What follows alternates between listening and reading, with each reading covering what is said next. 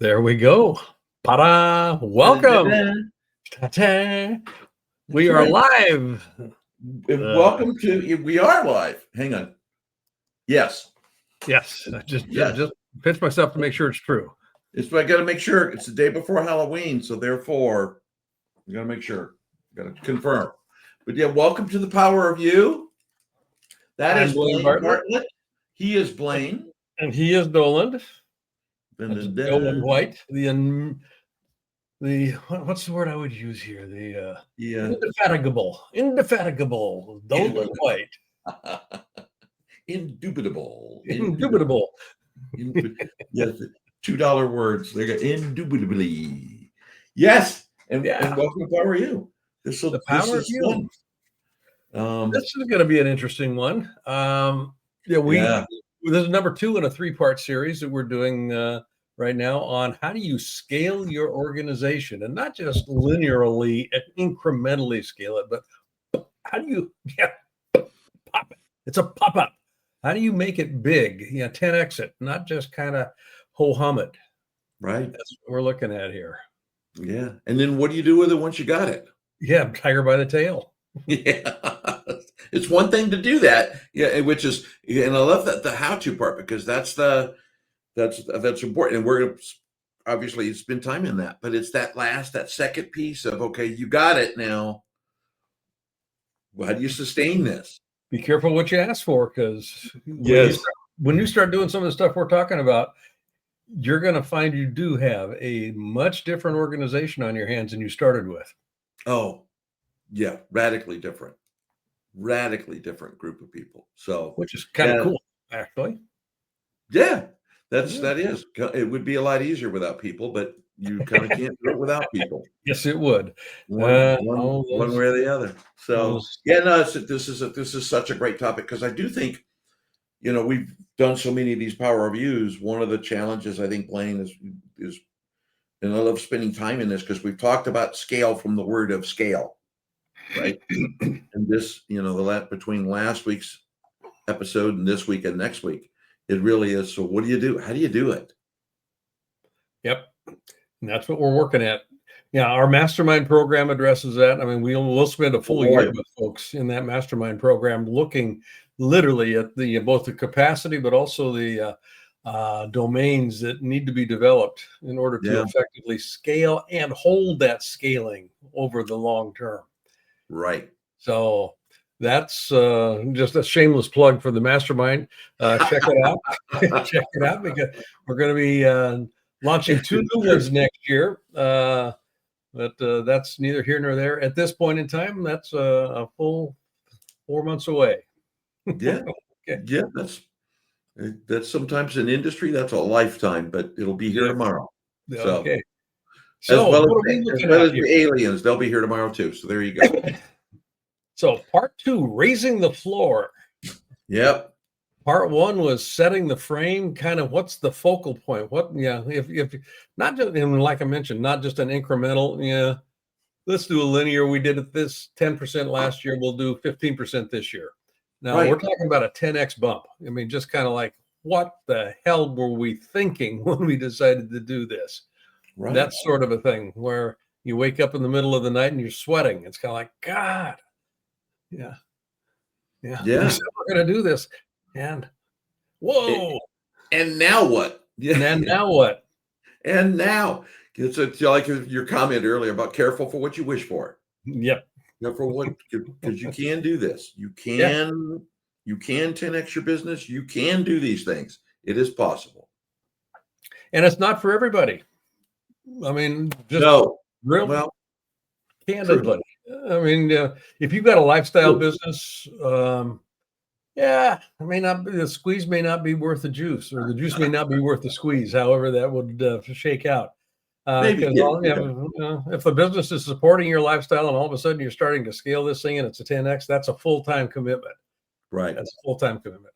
So you just kind of take a look at, this goes squarely into the domain of, for the sake of what do you want to scale your organization? Yeah. Yeah. That's very true. That's very true. And I think that even, kind of regardless across the board, I think even if it's a lifestyle business plan, and we talk about our desires around what we'd like to have and what we kind of really don't want. By the way, as a business leaders, you need to identify that. There's two domains you need to be thinking. What would I like to have and what I really want none of. Mm-hmm. That's very important. But I think in either situation, whether it's lifestyle or you're going to build a larger company, a larger organization, team, whatever you're building, nonprofit, scale's a piece of it. Spot on. So no matter what you do. Yeah. So and go ahead. I was going to say, I'll fess up to everybody watching this. I had a reset this past week. I was thinking about slides, and last week this slide said mistakes was the word. Mm-hmm. And I spend a lot of time talking with clients about good, bad, mistake, those kinds of things. And so it now says blind spots, because there's a very big difference in how we use words. Yep. Not that we talk about that. And sometimes we fail at that. My wife reminds me of that periodically. But heading into this, the blind spot, big four blind spots. We're going to get into these today. We're confusing motivation with standards. Yeah. Boy, and then setting standards without modeling them. I remember I was thinking about that, and it reminded me of my grandfather. Do as I say, not as I do. Yes. I hadn't thought about that. And oh man, I say, boy, quickly followed by the word boy. And then raising the floor everywhere at once, failing to remove what no longer fits. And we're going to spend some time in this, but I love kind of starting this with, as a leader, there are blind spots. There are things outside of the periphery of your view. Yeah. And this is why when we're talking about scaling with the clients with whom we work, we want to disabuse them of the fact or the idea of just doing more harder, doing more in order to scale. That's not what we're talking about here. We're talking about doing this smarter. And if you're trying to scale smarter speaks to uncovering and illuminating these blind spots. Because these blind spots will trip you up faster than just about anything you can think of. I mean, and and this is why, I mentioned our mastermind program, the Solo Business Mastermind program. These blind spots exist in the mindset of people. It exists in the mindset of the organization, which we call culture. Yeah, these are just kind of terminal stay resident programs that kind of operate in the background. We're not really noticing them, because we don't notice them. We can't really change them or fix them. Yeah. So that's what we're beginning to uncover here, and we're going to spend today just kind of going through these 4 items. But as you're listening to yours truly and his truly, just notice in your own self, where might the blind spots actually be cropping up? Just kind of get curious, as we're kind of oversimplifying a little bit some of this material in order to make it digestible. But this is significant stuff. Yes. Oh yeah. And 4 is not enough, but that's all we can do. That's all we can do. Yes. No more than 4. So let's just take each one of these things here. You want to do the first one? I'll do the first one. Inconsistent results equals inconsistent standards. If you're trying to measure 14 different things, and you've got 14 different objectives and goals, because you've got 14 different departments and 14 different SKUs that you're trying to manage against, people are going to get confused. Yeah. And when results depend, you can read this as well as I can, speak it. When results depend on who's leading, not on how the system runs, it's a signal that standards aren't consistent. Now, just unbundle that sentence a little bit here. When results depend on who's leading, who's my boss? Yeah, my boss says this, and my boss and their boss got together one day and they came back, and now it seems like we as a company are going in different directions, but my boss says this is the right way and her boss says that's the right way. How do I make sense out of this? Now, this happens all the time. I mean, it happens all the time, and it's a function of it's a systems issue. It's not a leadership issue. It's a systems issue. Yeah. You're trying to true to different metrics. You're trying to true to different segments in the market that are asking for different things. And, basically you're trying to make it one size fits all, and one size does not fit all. So you end up with inconsistent results because there are inconsistent standards. There's not homogeneity. There's not a focal point that allows for alignment. Yeah. And very truly and very simply, energy will follow attention. And if attention is scattered, you've got scattered energy. And if you've got scattered energy, you've got poor results. Yeah. Yeah. I love that, because and I think that's a mistake that a lot of leaders step into. And leaders, with the reason this says symptoms is, look, when you look back at your organization and look at how you lead, stand in front of the mirror and think about these. But as you look at these, I've been talking with my hands all day today. As you look at these, think of these as, are these indicators? Are these symptoms inside of the body of your organization? Then number two, I'll touch on briefly, because we'll spend some time with it here in a little bit. But chronic firefighting and decision fatigue. The words I really want to lean in on is decision fatigue. If you're in a constant mode of reacting, if you're always reacting is not a time problem. A lot of leaders tend to think about, we've been in these meetings, Blaine, where we've sat there and observed the decision process, and people it's a time. Oh no, we got to go. If you think about it from a clarity perspective, if you work towards clarity, and we're going to spend some time talking about that today, you'll see two things fade. Firefighting fades and decision fatigue fades.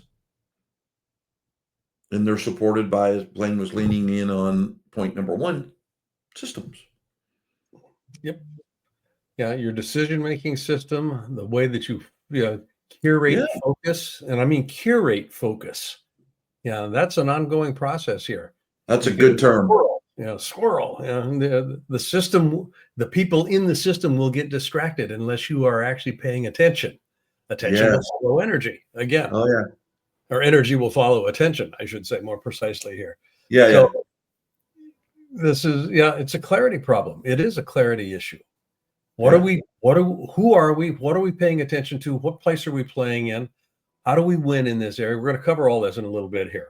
But clarity begins to eliminate, as Doland was saying, the firefighting. It begins to eliminate decision fatigue, because people know for the sake of what. Are we doing this? What choices need to be made for the sake of what? And what's interesting is that all leads, if you're working this well, and this is point number 3 here, to shift a culture of tolerance into one of accountability. And what we see in organizations that are having difficulty scaling is, you'll hear this in the language. This is good enough. We didn't quite hit the mark here, but we can go to the bank with this. We can actually, this is good enough. And it's the good enoughness that signals to the people in the organization that we're really not serious about what we're trying to make happen here. Right. Good enough is a leftover serving of what's gone in the past, because good enough is always a comparative to what was. It's never a comparative to what could be. If you're tracking to what could be, that ideal, what we've got now is not good enough. What we've got now is not good enough measured against that ideal state. And this is where you can begin to enforce, literally enforce, not from a pejorative or not from a punitive perspective, but you start enforcing accountability. You start demanding, leaders set the ceiling on what happens in their organization. And there's an old axiom that I coined years ago called Bartlett's first law of leadership. People will give you what they perceive you're willing to settle for. They'll never give you what you ask for. They give you what they perceive you're willing to settle for. Oh, that's good enough. Okay, well, that's what you're going to get over and over and over again. Yeah. You can't scale with that kind of a mindset. You can't scale with that kind of a dynamic. Yeah. Yeah, it's very, very true. And then the last one, vision reality gap, and we'll just touch on it briefly because we got a lot to talk about today. When your goals outpace your habits, frustration follows. When you want to, and as we head into this, and we'll talk about the mindset of raising the floor today, that gap between where you're thinking and where your goals are, that gap is the gap you want to close. That's the gap that you're seeking to close. It is a thinking thing, not a doing thing. You can, to your point, and I love your comment, Blaine, which is I love talk, especially at the end of the year as people are planning 2026. It's like, it's not about more muscle. You can't go to the gym and exercise your way out of this. It is a thinking thing. Mm-hmm. That's how you close that gap. And those first 6 words in that sentence there, when your goals outpace your habits. Yeah. Organizations run on habitual behavior. Yes. Almost everything that you'll find being done, talked about, acted on in an organization is patterned in some way, shape, or form. It repeats itself. There's a repeating pattern. This is called, it's habits. It's habits that we've practiced. Right. And what we practice continues to perpetuate itself in the form of habits. Well, this is just the way we do things around here. Mm-hmm. This is just the way we think around here. This is the way we speak around here. This is the way we give work assignments around here. All of that stuff has to be examined. And if you've got big goals out there, and the kind that we're talking about, if you're 10xing the idea here of scaling, your habits aren't going to get you there. You're going to have, you are going to throw the baby out with the bath. That's right. Yep. So, yep. All right. Leadership. Go ahead. You got this. This is and we have the new blue arrow on this slide. Hang on, these are connected. Yes. Hang on, these are connected. But when you join us and you hear us on the Power of You or in the mastermind or anytime that we're working with a client, there's a framework that we use, which starts with the definition of leadership. And if in all things, we were talking earlier, Blaine, about systems, right? When you come into a common frame, a common definition, it will dramatically shift the way your organization thinks, acts, behaves, moves forward, makes decisions. And this framework, this is a framework that Blaine created, back when I had black hair, because he's a lot older than I am. But the leadership as leaders, we have activity. Our activity is to create movement. That's our job, is to create movement. We create change as a leader. I do that all the time. And leadership is the activity, which references creating change, of influencing others. Influencing means we're not command and control. We're not telling people what to go do. Others are the people in the body of your organization. There's 3 domains to others.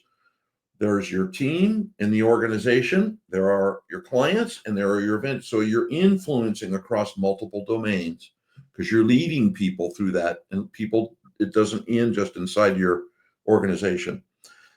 So influencing, not command and control, others, and you've got to be clear about to co-create, which means we're taking time together to co-own, to co-decide, to converse, to be participatory. We always hear about in leadership that theory of ownership. We want everybody to own it. Well, that's co-creating creates that moment. Doesn't mean everybody's going to agree. It doesn't mean you're not going to create conflict, but you're co-creating. Coordinated movement means we now know how we're going to move forward together, which engenders clarity. And then in pursuit of the worthy ideal. You want to talk about what a worthy ideal is? The blue arrow. The blue arrow just drops us into, everything around leadership has to, and I mean literally has to, be organized around something that matters. Otherwise, people aren't going to, fall in line and follow. What matters? And this is different than motivation. It really starts to begin to tap into inspiration. Oh, yeah. And, what inspires me to want to follow him or her? That's the worthy ideal. It's not your vision. It's not your goals. It's not your objectives. It's the answer to the question, what matters? If we do this, what will it make possible that you wouldn't get to have access to? And why is that important to you? Why does that matter to you? And this literally goes full circle back into the co-creation conversation. You're asking people to participate in a way that is meaningful to them. And they identify for themselves that worthy ideal, that thing that matters. And if you've got, just say a team of 15 people, you will have 15 different worthy ideals, most likely. Yeah.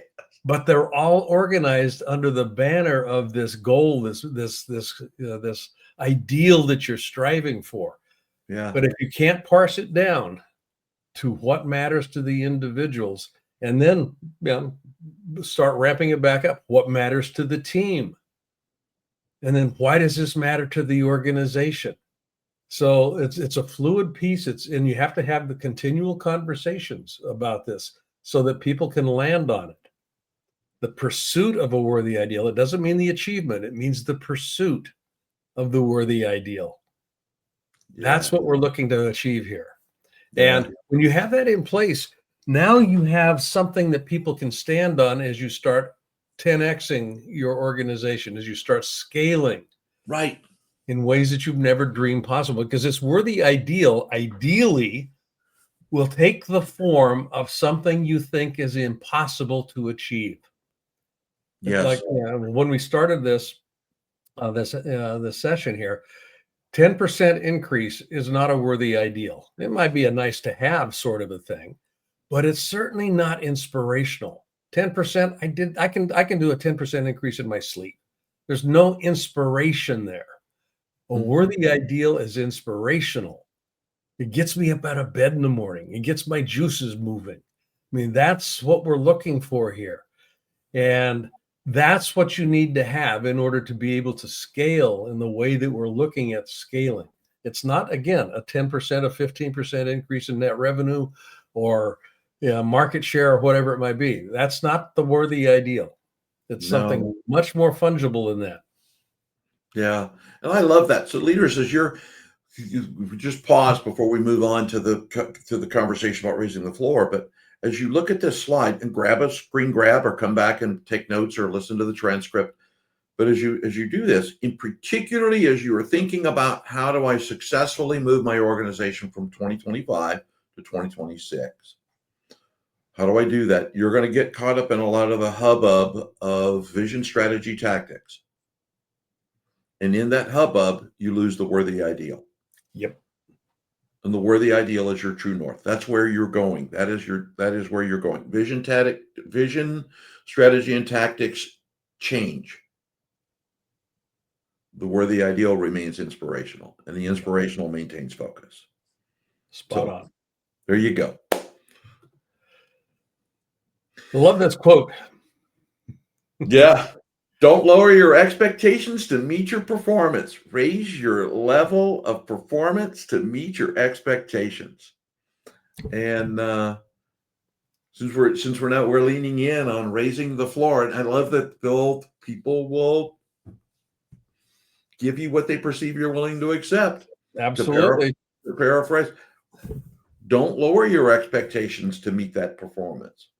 Raise your level of performance to meet your expectations. And it goes, you were touching on it, Blaine, that concept around, I'm going to, in 2026, we'll use this since a lot of people are in year-end planning, right? In 2026, I'm going to have a 10% increase in blah, blah, blah, blah, blah. Revenue, retention, whatever you put 10% on. The wonderful thing about that is you already know how to do that. You know what lever to pull. You know where you're going to go. So when we're talking about raising the level of your performance to meet your expectation, it is an expectation that exceeds what you already know how to do. Yeah. we've already said it, I'm going to say it twice. That's what the important aspect of this quote. Raise your performance to that level of expectation, to something you don't, that is terrifying. Yep. We call that a growal. We've touched on that in a couple of other sessions. Yeah. That's a growal. A growal. It's a goal that grows us. 10% increase isn't going to grow us because we don't really learn anything new. We did the 10% increase last year. So there's no new skill development. There's no new knowledge acquisition. I mean, none of that. A growal will move you into unknown territory. It will require you thinking and doing and behaving in ways that you don't know about at this point in time. Right. It is new. It is something you've not seen or done. Which is kind of cool. Yeah. And a little terrifying. So, Doctor? Yeah. Raising the floor. So in the last episode, we talked about setting this big target out there, this growal. Jim Collins calls it, I think, a BHAG, big, hairy, audacious goal. Yeah. You've got a massive motivator, something out there that is, it's kind of like, I can imagine it, but I don't have a clue about how we're going to pull that off. But the classic example is Kennedy at Rice University in 1962 saying we're going to put a man on the moon and bring him safely back by the end of the decade. Did not have a clue how that was going to happen. We didn't have the technology to do it at that point in time. We didn't have the knowledge. None of that stuff, none of it had been invented yet. Pieces were around. They hadn't been assembled. But just planting the flag. Leaders do a couple of different things linguistically, one of which is declarations. A declaration is a marking out of a future state. That's a planting of the flag. This is where we're going. So when you do that, everything else begins to shift, not the least of which is the floor that you and your company, you and your people are standing on. Because in order to be at that ideal, everything has to move.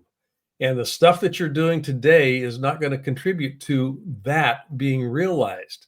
So you end up tightening your standards. You end up cleaning up your systems. You end up stepping into who do we need to become? Who are we becoming? If we are that, what's the delta? Right. Because we're showing up like this, but this is what we say we're going to be. How do we, what's the delta? What do we begin to do about that delta? Stepping into and leading from that higher identity, that higher, that ideal place. And it's about who and how you and your organization are becoming. It's about who you and your organization, there's a parenthesis missing there, are becoming. It fell off somewhere. It did. And dangling parentheses. That's right. Dangling partisans. But I think that's important, because when we think about if you're going back to vision, strategy, tactics, right? Kind of the age-old rote, 200-hour meetings that go on to get to the end where you kind of go, okay, we're going to go up 6% in profit this year. That last piece, I think, is really important because it gets missed in that conversation. Who do we need to become in order to do this? Which in turn, the reciprocal side of that means you've got to know you're for the sake of what? Yeah. And you're worthy ideal. And if you don't know that, leaders, go figure it out. Go figure it out. Yep. Because your plan won't work. Go figure it out. Yeah. Not to sound empirical, but okay. But it won't work. Right? Not the way that you want it to. I know. You'll end of the year going, well, we tried. Yeah. Yeah, we tried. We didn't get there, but we tried. We missed it by that much. That much. Yeah. So when you're tightening standards, this is good enough is a reflection on what we've always done. So that goes out the window. No, That's standard. We're not doing that anymore. Okay. Cleaning up the systems. Well, we've always done it this way. Well, is this way going to get us where we're going to go? No, we need to invent a different systemic way of approaching this. So our work processes begin to shift. We start putting things together in different configurations. That sort of stuff starts to come into play here. And you ask him, this is the quiet work of leadership. You start insisting that people behave today as if that future were already here. And they're going to look around and you're going to hear a whole lot of yeah buts. So say that again about people behaving. We're behaving as if we were already there. This is how that behavior shows up here. Now let's drop down here. I'm going to insist that we behave that way today. And you're going to look around and go, but it's not here. I understand that. But if it were here, how would you behave? How would you answer that question? How would you deal with that issue? If that behavior and that mindset and that linguistic framing, all of it were dropped into the present. Yeah. How would it? That's the way you begin to do it, because that your behavior creates your results. Yeah, that's really important. And leaders, we talked about that in symptoms, and before that in blocks, is how you show up. You have to show up. Exactly.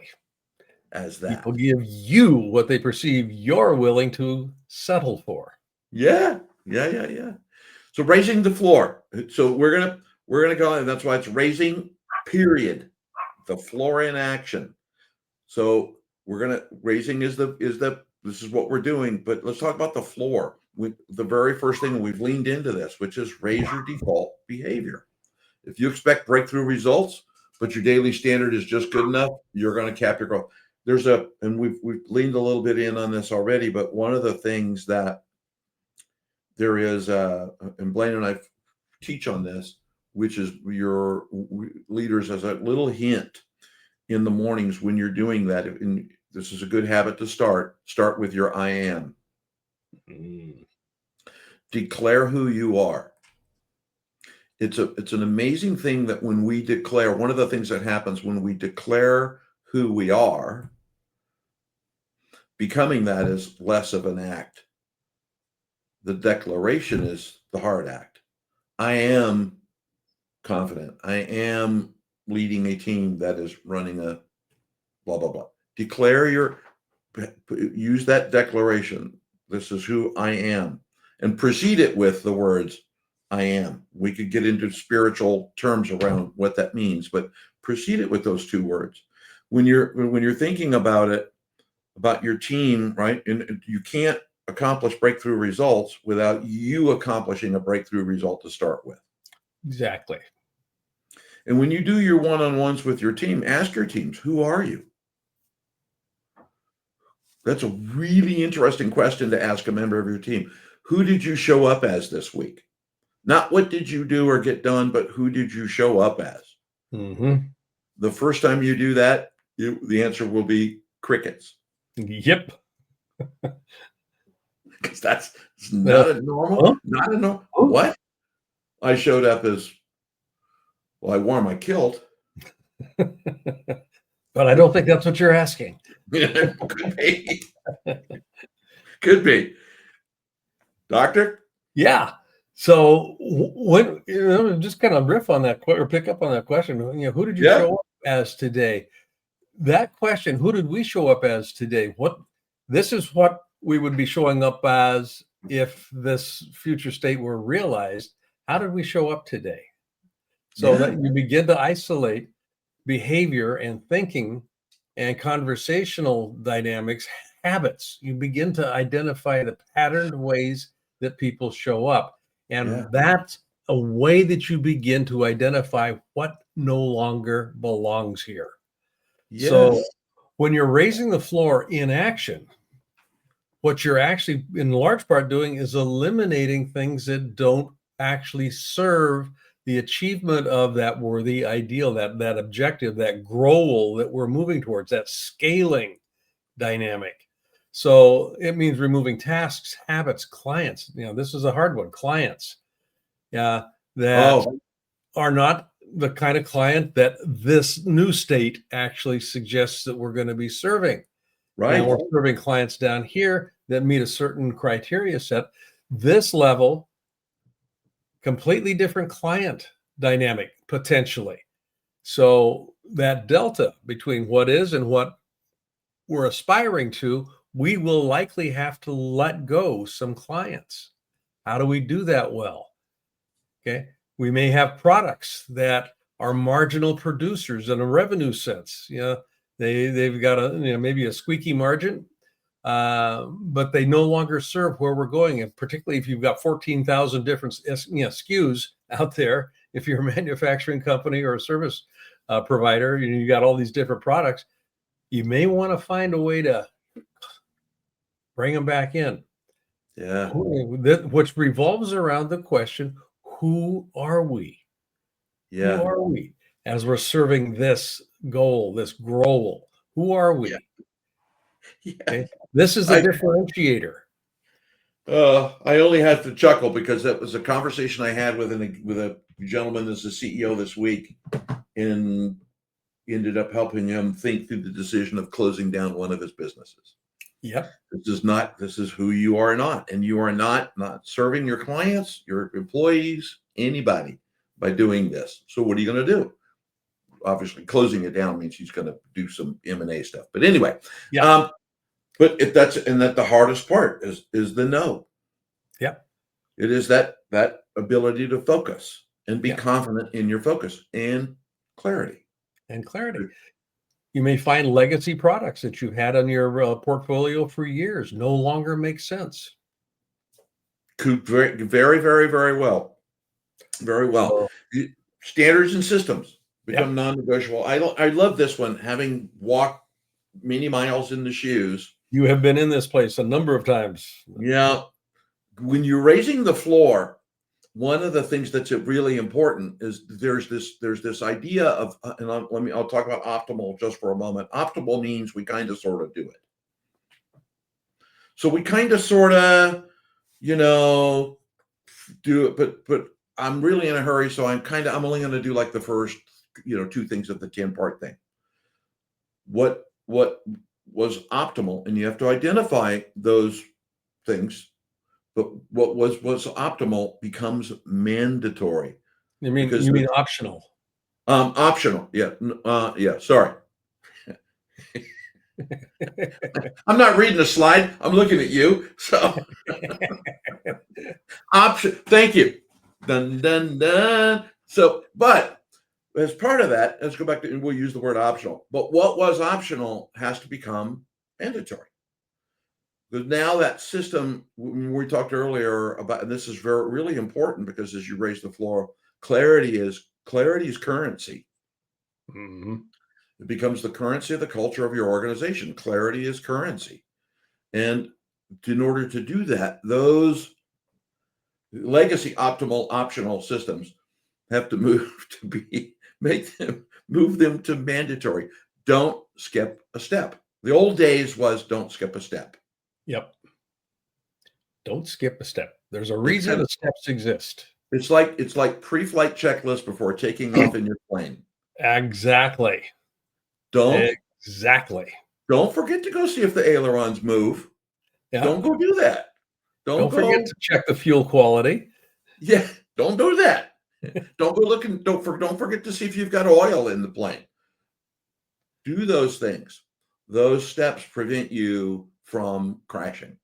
Yep. As simple analogy as I can give. And the way that happens in large part, and it's not going to happen until this piece actually does come into play here, is you upgrade your identity. Yep. You can't raise the floor permanently unless you become the kind of leader who naturally lives at that floor. That floor is your baseline. You don't have a basement here. The floor is the foundation upon which you stand as you're moving things forward. This is the this contains the resources, the the stuff that we're using to attain this goal. This is the foundation. This is where everything is sourced from. So you have to get there, and don't tolerate anything that's creeping up from from the netherworld here that used to be an artifact of what we did before. We got a hermetically sealed barrier here now. This is our new floor. Yeah, I love that, and it likely and I was thinking about that this morning. There's a meditation that I do that they made a study now, and it's 6 minutes long, and it's a guided meditation. And every now and then I hear words that I never knew were in there. I don't know why that happens. Maybe equanimity steps to the side, and it's like, oh, they're saying that. But one of the things that I heard this morning, so leaders, as you're going through this, and you're going through your identity upgrade, it's not going to be easy, especially with the beginning. As you're going, you get more comfortable over time. Yeah, you get more comfortable. But as you're going through it, there was a sentence I heard, Blaine, which was, you can't serve at a high level the world when you're living in your smaller self. Yep. And there you go. There's our transcendental moment, right, leaders? So take that sentence and think about, what self am I living in at the moment? Okay. Which begins to speak to the nature of commitment. If you're going to achieve that goal, that 10x, we're just using 10x as a placeholder here, but that significant scaling milestone, wishy-washy isn't going to cut it. You are, as a leader, you are the symbol of what it is that you're asking your people to deliver. You become the symbol. They look at you and they make up in their mind what's important.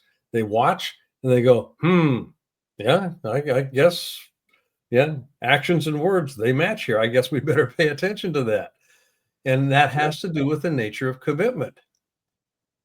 And this quote has been around for some time. It's attributed to Martina Navratilova, but the point here is the difference between involvement and commitment is like ham and eggs. The chicken is involved. Yes. The pig is committed. Yeah. The pig put everything that it had into it, and it shows up in the skillet. Now, that's right. Kind of a rough metaphor here, particularly if you're vegetarian, but it reminds me of an old joke. There was a guy that showed up at the farm and asked the farmer once, why does that pig only have three legs? He says, because it was my favorite one. But anyway. Yep. But this is the nature of commitment that we're talking about. Right. Which goes down to, this, I really love this slide, because when we talk about choosing clarity over convenience, it's not about more commitment. It's about clear commitment, being really clear on what it is that you're committed to. And it harkens back to the definition of leadership, and for the sake of what, and who do we need to be to do this. So we need to be very, very clear about that, because that establishes the clarity of what that commitment looks like. Right. And go ahead. Well, I was just saying, go ahead. You go. I'll pause. You go. Okay. I was going to say, we're committed to that ideal, that scaling ideal, that goal. But in order for that to actually be pulled off well, you have to be the commitment. This goes right back to the nature of the symbol that you are as a leader. I am a commitment to this, to this ideal, to this objective, to this goal. I am a commitment, and we are committed to that, to making that happen. So there's actually two dynamics in play here. One is internal, the other is external, but it's the internal one that makes the difference. Yeah. You can voice commitment to something, but unless you are actually, I am committed, I am a commitment, I am a commitment, you got a tenuous grip on that future state. Yeah. Yep. And I love this second bullet. This is an old adage. Boy, it goes way, way back in my career and our careers. Your results reveal what you're truly committed to. Yep. Your results. Boy, and that's leaders, at the end of the day, there's a result that you have that you're working towards. And there's 100 of them, right? doing team results, client results, vendor results, an end result for the sake. There's all of those, but those results reveal what you're committed to. And if you're not committed, well, guess what your results are going to be? Yeah. Or if you've got scattered commitments, you're going to see. Guess what your results are going to be? Guess what your results are going to be? Yeah. Bada bing, bada bang. That's how this works. Right. And I mean, this requires, and this is why this is, we're putting this in the context of leadership. Yeah. It is uncomfortable because you will begin insisting that yourself as well as your people do things that they've not done before, or do things in a way that they haven't done them before. Right. And that lack of, again, cross your arms one way, you can do that without thinking. Cross them the other way, it feels uncomfortable, awkward. You're going to be asking people to cross their arms in a different way. You're going to ask them to be doing things differently.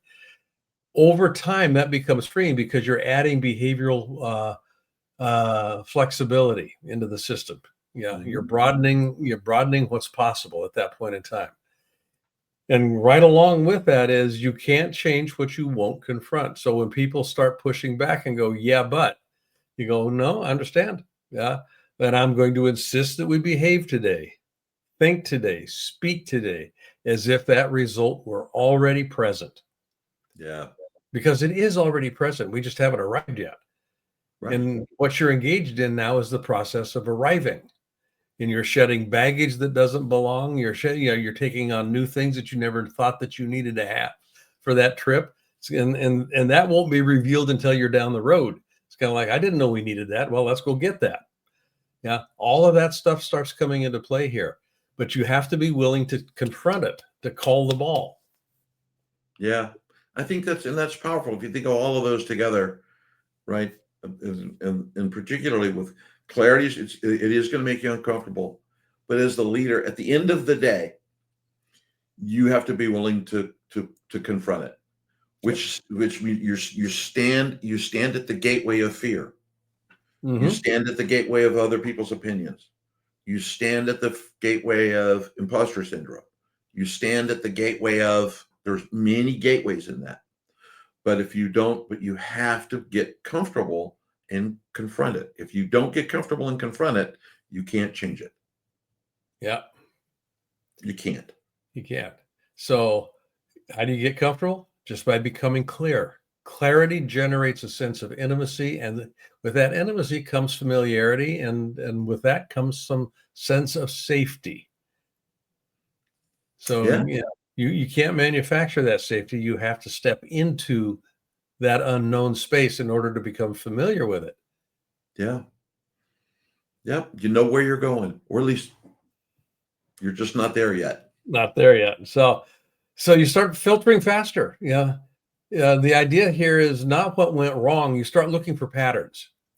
It's kind of like, oh, that went wrong. That went wrong that way before. Yeah. It's, if you start seeing something happen more than once, all of a sudden you got 2-3 times names and faces have been changed to protect the innocent, but you start seeing patterns in the way that things are shaking out. That's what you want to be mindful of, because that's something that is worth probably removing or amending some way, shape, or form, because that's a pattern way of behaving that is not producing necessarily the result that you want. Yeah. One of my favorite things, just the second bullet there, which is slowing down your reaction is filtering. The goal isn't to move faster, it's to move wiser. There's many times in my career and you leaders, and Blaine, you've heard this in other organizations, especially with Nokia and the other places, the Starbucks and other places you've been, not to give a shameless plug, but I think one of the things that can happen is leaders, if you don't develop the ability to filter, everything is important. And when everything is important, you can't move forward smartly. A story is, at one point in time, I had an individual from the team come to me and say, we got a phone call from we'll call her Mary, not our Mary, but a different Mary. We got a phone call from Mary. And Mary says, well, this is really bad, and this is terrible, and we've got to go, and now I've got to go change all my processes and do all my systems and redo everything that I have on the planet. And it took a simple question. There was one of the folks sitting next to me, who happened to be my executive assistant at the time, piped up and said, well, was it only Mary, or is this the only time we've heard this before? Of about, I don't know, 500,000 clients, give or take a nickel. And it was only Mary. So we were about to stop the day and redo all of the stuff so that we could satisfy Mary. Yeah. When we could solve Mary's challenges, and she had valid challenges, but uniquely. So as you think about this, slow down your reaction. Going slower is filtering. Yep. It's not about velocity at this point. It's about how do you move forward smartly. Smartly. Wise. This is the scaling smarter, not harder dynamic here. And to that point that you're just identifying there, not every issue deserves equal attention. Yeah. And being able to slow down long enough to ask pertinent questions that you probably never have asked before, or the people in your organization haven't asked before, can give you prioritization data. Okay, what do we need to do with this? Right. How do we position this? So what, between those, that slowing down and then not every issue, there's a piece in the middle there. Instead of waiting for quarterly reviews, you're doing postmortems on an ongoing basis. You're doing debriefs. And the debrief is organized around not what went right, not what went wrong, but what worked and what didn't work, and moving us closer to that goal. There it is. What worked or didn't work. If it's not working, we stop doing it. Yes. And if you're organized around right and wrong, you're going to be running right into the buzzsaw of cultural preferences. Oh, yeah. Working and not working takes the cultural value structure out of it long enough so that you can make an informed decision. This is where wisdom comes in. Yeah. And I love that, because all of that whole thing, Blaine, around in quarterly reviews and postmortems. Generally, postmortems mean it's already happened. Right? It's already happened. It's dead. Already, we're just too late. How do we remind you of Star Trek? He's dead, Jim. But at that moment, it's it is that opportunity. And when you love the way you talk about it and the way we talk about it with our clients around right or wrong, people are attached to right or wrong. And when you frame it into right or wrong, whether you're telling someone right or wrong, there's a defensive. Now I have to defend my stance. And when I have to defend my stance, I'm not open to thinking of new ideas. Yep. Because now I've moved to defense. I have to defend why I'm right. I'm right because blah, blah, blah, blah, blah. And I'm wrong, and you've told me I'm wrong, but let me tell you, but. So the opportunity, the door closes on the opportunity then to have a thoughtful conversation. Yeah, and what's interesting about right and wrong, good and bad, is that they are two ends of the same piece, and that same piece has to do with what am I attached to? Yes. Yeah. Oh, yeah. When we get attached to things, we love them. Yeah. But what's interesting here, there's a dynamic in play here. Attachment is really fear disguised as love or preference. It's fear of loss. Yeah. Fear of loss in one sense or another here. And when you're scaling in the way that we're talking about scaling, people are going to be losing. They have to let go of what they're attached to. And literally at a biological and a psychological level, as a leader, you need to be able to countenance that. You need to be able to, and this is where the co-creating coordinated movement piece comes into play. For the sake of what? What matters? Does holding on with a death grip matter more than having what we said that we wanted to have? Those are legitimate questions. And they can be asked if you have a for the sake of what identified, and you've taken the time up front to do that. So, which actually speaks to this last point here, learning fast only matters if you institutionalize it. And what we're speaking about institutionalizing are conversations that are oriented around for the sake of what? Not is this good or bad? Not is this right or wrong? No. Is this, what does this make possible for us? That for the sake of what? That's the secret sauce here. Yeah. Awesome. So filter faster. There you go. There you go. And last but not least, I love this quote. Lessons are repeated. What's the old saying? Beatings shall continue until morale improves. Lessons are repeated until they are learned. Your grandpa and my grandpa knew each other. Yes. The beating shall continue until morale improves. But as we think about that, lessons are repeated until they're learned. One of the things that happens, and again, when we talked about it, but just as a tongue-in-cheek reminder, when you're looking back at the things that are happening, if they continue, recognize those things that are repeating. Be aware. Notice what you're noticing. Take a breath. Yeah. Notice what you're noticing, and it's okay to notice and not act. Notice, but notice that, and that helps you through that. Lessons are repeated until they are changed. And then read that book. It's a good book. There you go. If life is a game, these are the rules. Yep. That's the power of you for today. There we go.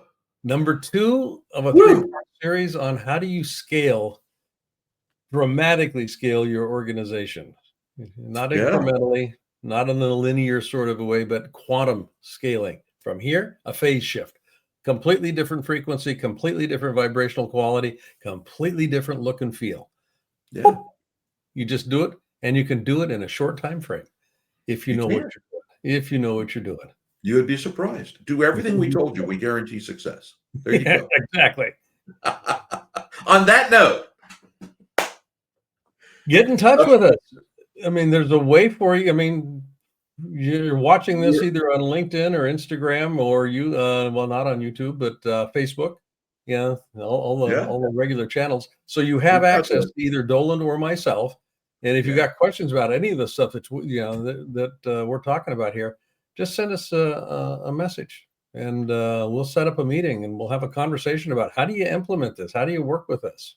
Yeah, have a chat. There's no obligation other than the fact that we'll, somewhere in there we'll look for a venti Starbucks. But yes, there's somewhere in there. That's my standard fee. But send me a Starbucks. Do it. I want a venti Starbucks. Don't give me the little tiny one. I want the big one. There you go. So, Dr. Bartlett. Bean. Dun, dun, dun. Dr. White. This was a good one. I enjoyed this immensely. This is good stuff. The power of you. The power of you. This is what we're look at that. Look at that big logo. I love that. I know. Very nice. There we go. Okay. Proud of that. I'm gonna get a tattoo right there. Anyway, all right. On that note, we're out of here. Thursday. See you next Thursday. And we got Tuesday for the mastermind. So I will. Well, that's right. Come hang out. I'll know. Well, I'm going to hang out with you. We got things to do. We're out of here. Talk to you later. Bye.